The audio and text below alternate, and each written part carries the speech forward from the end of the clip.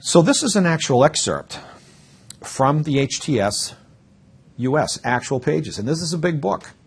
In the old days, a customs broker or an importer would have to have a physical copy of every page of this book, thousands of pages, at least a couple of thousand pages. Now it's available online, both live in HTL format as well as PDF.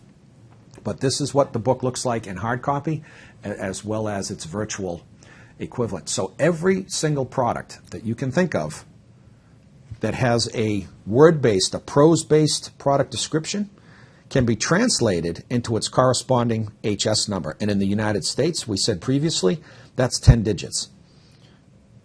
As part of the World Customs Organization, as part of the harmonized system, the first 6 numbers are going to be identical around the world. Any additional numbers are country-specific. We here in the United States do use 10 digits. But in terms of what's called a heading and a subheading, those are 6 digits that are going to remain consistent. So if I was looking to classify, to determine what goods are in any country that's party to the harmonized system, and I had this description, what are we looking at here? Waterproof footwear with outer soles and upper of rubber or plastics, etc., etc. This would be the number. Now, in general terms, from a classification perspective, to determine what goods really are and what their corresponding HS number is, we want to start with the very general at the chapter level. This is chapter 64, for example, and then to the very specific. The more numbers that appear, the more specific the classification becomes. Now, you might logically and justifiably ask yourself, well, there are so many millions of different products around the world. How can we have a classification for every one? Well, you go from the general to the specific.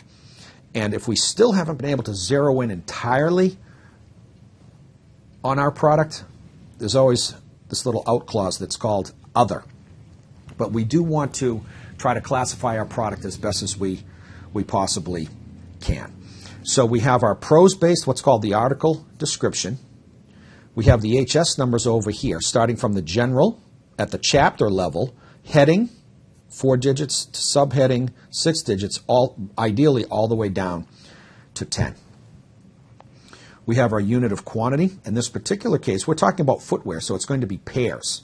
If this was electrical motors or turbines, as we'll see in our next example, it's just the number of units, how many turbines, how many motors. In this particular case, it's pairs. And remember we said in a previous conversation that the unit of measure, whether it's pairs, kilos, liters, number, was very important. This is an illustration of why that's important.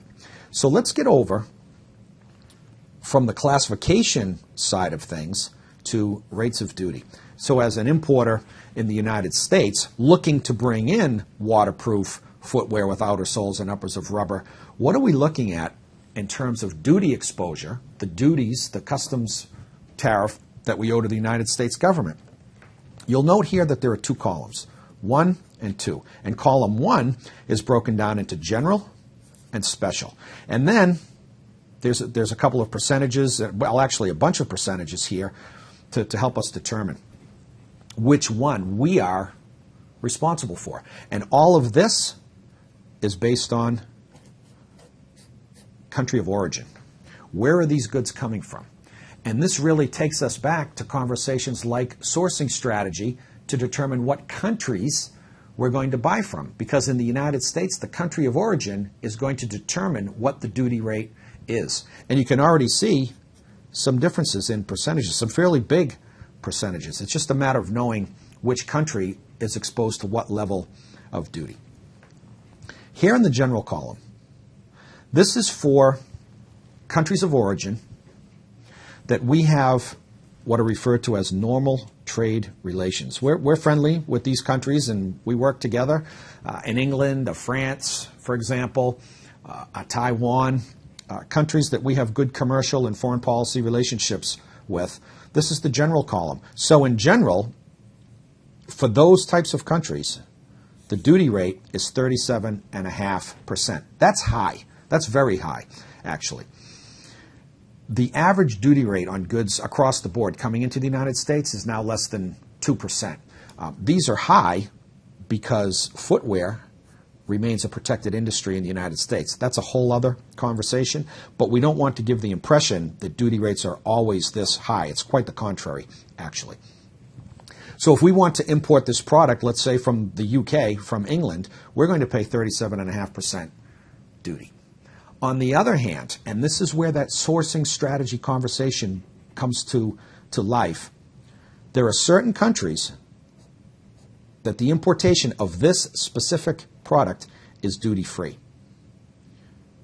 Australia, Bahrain, Chile. That D, remember, is from the African Development Act, Israel. So this would compel importers of this type of footwear in the United States to take a very close look at companies they could buy these goods from in these countries. Why? Because it's duty-free. The landed cost is going to go down substantially. There again is that tie-in between sourcing strategy, landed cost, and what happens on the playing field for real. On the other hand, if we were to bring in goods from Panama, from Oman, from Peru, from Colombia, from Korea, this is what the duty rate looks from those products. So be assured that importers, not just footwear importers, but importers from any country, are going to be paying very close attention to these numbers long before they decide what countries they're going to look at from a sourcing perspective. So long before our footwear importer ever goes looking for vendors in Panama, they're going to know ahead of time, at least they should know ahead of time, what that duty rate is. Maybe there's good quality product in Peru, but the duty rate is too high. Colombia is even higher. Korea is even higher. Now, what's column 2? The highest. This, in essence, column 2 are the countries that we really have no commercial relationships with. We have some very serious foreign policy disagreements with, and the government is simply trying to discourage trade with those countries. Who could possibly, from a landed cost perspective, import goods from a column 2 country, and we're talking about places like Sudan and Iran and other places, at a 75% duty rate? The answer is you can't. It's commercially, financially impossible. So column 2 is not necessarily an area that we as buyers of footwear want to be looking at. We want to be looking at suppliers in these countries. It's duty-free.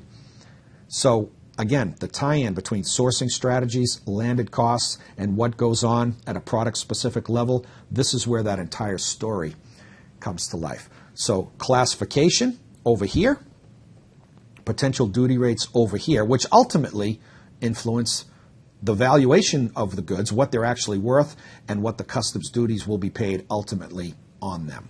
So a pretty good example there.